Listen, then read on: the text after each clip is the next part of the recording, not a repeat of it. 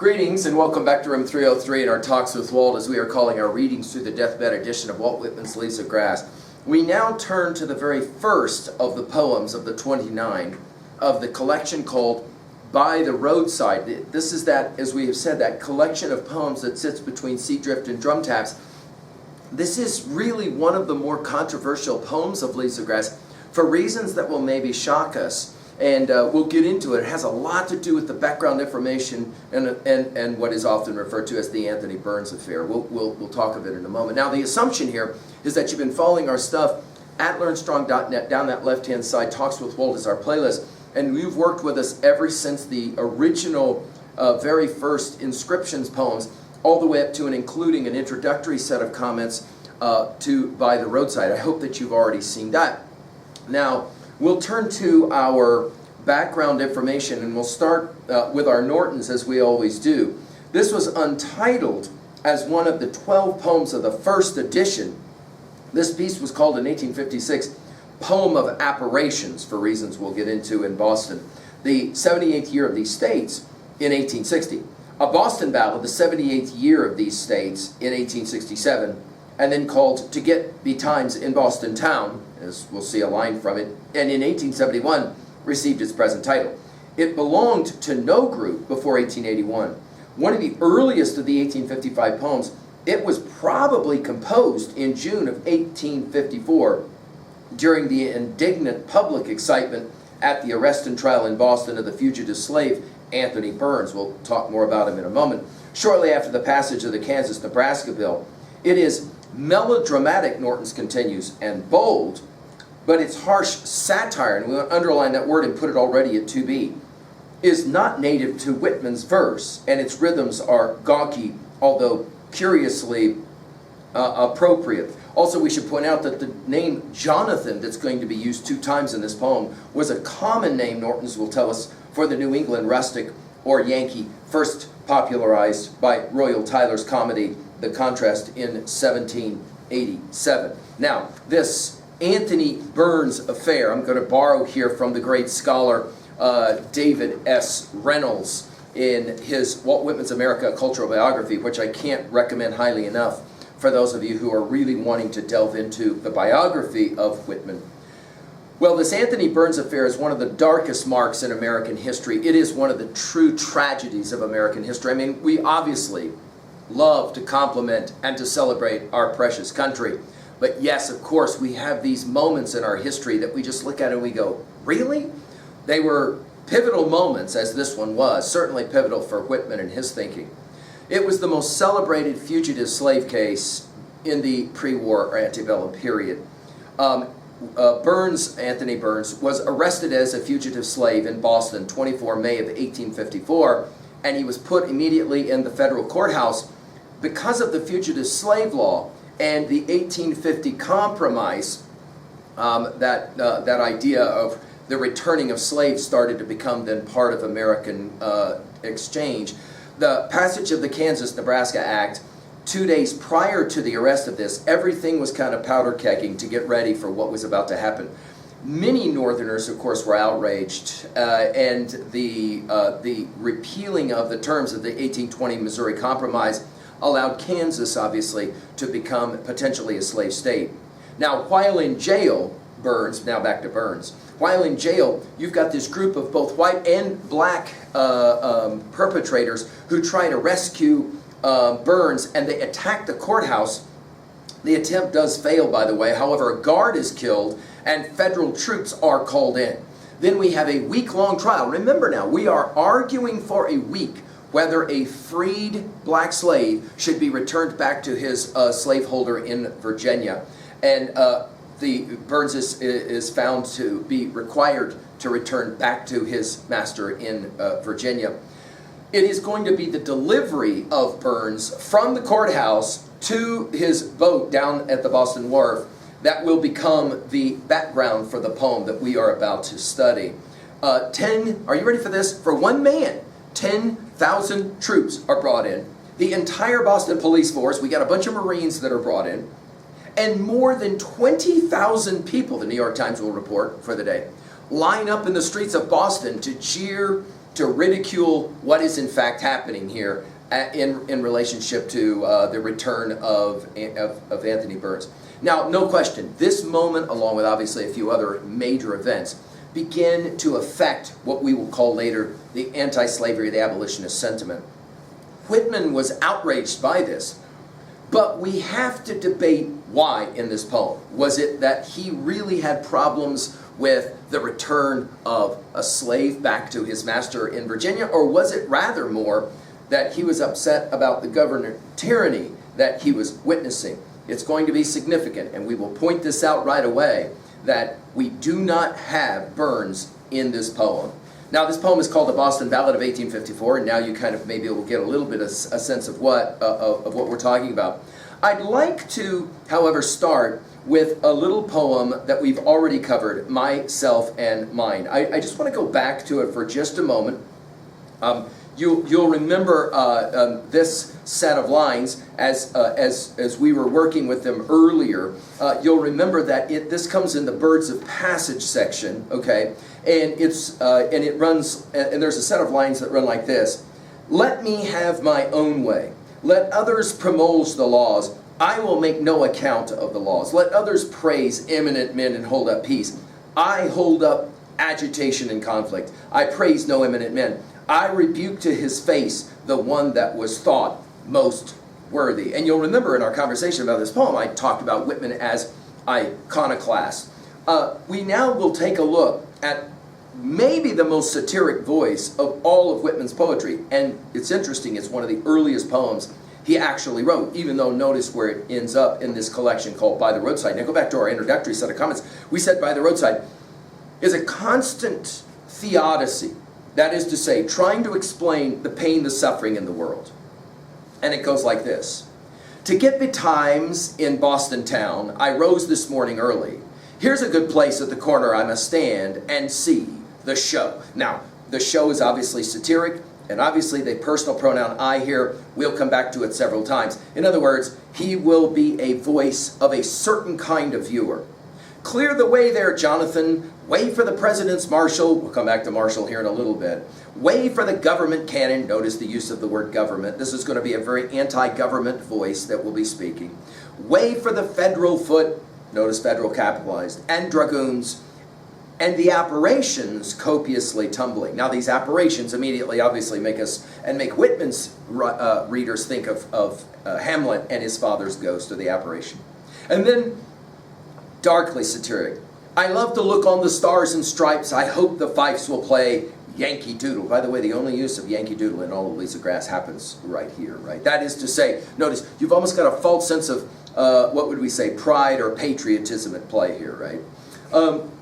"How bright shine the cutlasses of the foremost troops. Every man holds his revolver, marching stiff through Boston town." And now, because you know the background information here, you know what we're talking about, right? As we are saying, well, everyone is lining up to watch Anthony Burns be taken back to the ship, back to his master in Virginia. A fog follows, and now the fog is going to be fascinating, and this is going to be the heart of the poem. "Antiques of the same come limping. Some appear wooden-legged, and some appear bandaged and bloodless. These will be the dead patriots from the American Revolution. Why, this is indeed a show," back to the word show. "It is called the dead out of the earth. The old graveyards of the hills have hurried to see. Phantoms, phantoms countless by flank and rear. Cocked hats of mothy mold, crutches made of mist. Arms and slings, old men leaning on young men's shoulders."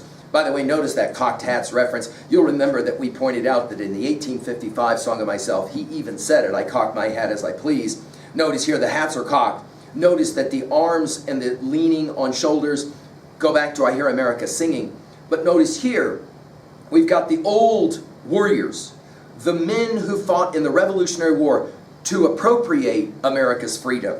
"What troubles you, Yankee phantoms?" Again, obviously a very satiric voice. "What is all this chattering of bare gums?" Obviously they don't have teeth. Does the ague convulse your limbs? Do you mistake your crutches for firelocks and level them?" Now I should point out, and I think, I told you guys, I know that Whitman is having fun with so many of these poems in Leaves of Grass. I believe in the back of his mind he does have the play Hamlet. Not only with apparitions, but you'll remember that exchange that Hamlet has in 5-1 with the skull of Yorick, and the way in which he has an exchange with the dead Yorick, right? The one whose lips he talks about, get thee to my lady's chamber and tell her to paint it on an inch thick. In other words, he's asking now the ghosts of the revolutionary fighters, what are you here for? If you blind your eyes with tears, you will not see the president's marshal. Notice we're back to the marshal again, dark irony. If you groan such groans, you might balk the government cannon. For shame, O Mantics. By the way, the only time that maniacs gets used in all Leaves of Grass is right here. For shame, O maniacs. Bring down those tossed arms and let your white hair be. Here, gate your great-grandsons, their wives, gaze at them from the windows. Notice all those G sounds. See how well dressed, see how orderly they conduct themselves. In other words, these soldiers, these some 10,000 soldiers are all here to take this one man back. Obviously, justice is being served, right? Notice, worse and worse. Can't you stand it? Are you retreating? Now the ghosts are going away. In other words, it's almost as if they come out of the grave and they look and they go like this. Oh, you gotta be kidding me. This is what we died for? Are you serious with us? It's a profound moment in Whitman's Leaves of Grass. Is this hour with the living too dead for you? Retreat then, pell-mell. Right, the voice from death, right? To your graves, back to the hills, old limpers. It's almost as if he's insulting the very revolutionary warriors that appropriated America's freedom. I do not think you belong here anyhow. In other words, maybe freedom is dead. But there is one thing that belongs here. Now the irony just grows darkly deep. Shall I tell you what it is, gentlemen of Boston? And obviously you're just, the word gentleman is just dripping with satire, right? I will whisper it to the mayor, notice capitalized. He will send a committee to England. They shall get a grant from the Parliament, go with a cart to the royal vault, dig out King George's coffin, George III, of course, the very King George that Jefferson is writing the Declaration, let facts be submitted to a candid world. That King George's coffin, unwrap him quick from the grave clothes, box up his bones, notice the lack of disrespect. For a journey, find a swift Yankee clipper. Now we're back to Yankee. Here is freight for you, black-bellied clipper. He's talking, of course, now to the ship. Up with your anchor, shake out your sails, steer straight toward Boston Bay. Now, call for the president's marshal. We're back to the marshal one more time. Again, bring out the government cannon. We're back to the cannon of line 3 and 4. Fetch home the roarers from Congress. Make another procession. Guard it with foot and dragoons. In other words, let's bring George III back from his grave to look at how amazing all of this is. This centerpiece for them. Look, all ordinary citizens. Do you see it? This orderly. At 3A, we're obviously going to go to Thoreau's civil disobedience, obviously, right? Look from the windows, women. By the way, notice this use of the word look. Look, all orderly citizens. Look from the windows, women. The committee opened the box, set up the regal ribs, glue those that will not stay, clap the skull on top of the ribs, and clap a crown on top of the skull. You'll remember, of course, that Washington, more than anything, did not want to be considered a king. In other words, we've forgotten about Washington. This is his point. We've forgotten about Washington. Let's go back to George III, because clearly that's where we're headed here with government tyranny. You have got your revenge, old buster. Of course, this is pure American poetry here with the word buster. He's speaking, of course, directly to George III. The crown is come to its own, and more than its own. Ouch. This more than its own makes it even more compelling. Stick your hands in your pockets, Jonathan. You are a made man from this day. You are mighty cute. This is pure American verbiage as well. And here is one of your bargains. Now, what has been pointed out from the very beginning of this poem is that it's clear, two things. It's clear that Whitman is very upset about what is going on here. But it's not so clear as to exactly why. Notice Anthony Burns is the one being led through the streets, isn't mentioned one time in this poem. Now there's been a lot of debate about why it is that Whitman would not mention Anthony Burns in the poem. And the argument is often made, well, that's because Whitman really wasn't that upset about Anthony Burns being returned. He was upset that the tyranny of government was in fact happening at all. Let's jump to 2A really quickly. Obviously, one reading of this is that American government can't be tyrannized like England. And the other is that, bearers of often can overreach the power that they have, and we have to be hyperly sensitive to that. At 2B, well, the satiric voice, no question, and this may be one of the best examples in Leaves of Grass, but we've also got to point out what is absent from this poem. And of course, many readers of this poem will say, well, Whitman was maybe more of a racist than those of us who don't want to see it so much as that. I think Reynolds has it dead on right. Whitman was deeply concerned about fanaticism going both directions in terms of the voices of the day, because Whitman was most a worshiper of the Constitution and of course the United States, and he was deeply concerned about what he felt and he knew probably was coming, and of course the American Civil War did in fact come, and in fact did happen. At 3A, obviously I've mentioned already Henry David Thoreau's Civil Disobedience, and I've given a full lecture at LearnStrong.net on it. But I want to think about, and obviously we can think about the other great American satiric voice, other voices like Daniel Webster. But I want to think about the great satiric voices that are in the tradition that Whitman is playing in, namely, of course, Chaucer and Swift and Pope. That great tradition, we might say, of the great satiric voices as we will pick up a poem like this.